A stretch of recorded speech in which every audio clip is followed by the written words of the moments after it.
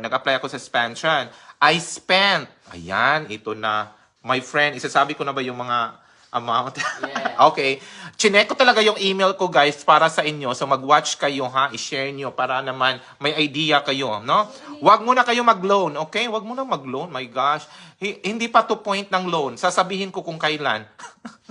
Sasabihin ko kung kailan kayo maglo-loan. This time, no. Yung mga gastusin po, kaya lang po yan sa sweldo natin or mayroon kayong mga savings dyan. Huwag muna kayo mag-loan, okay? This is not the right time to do that.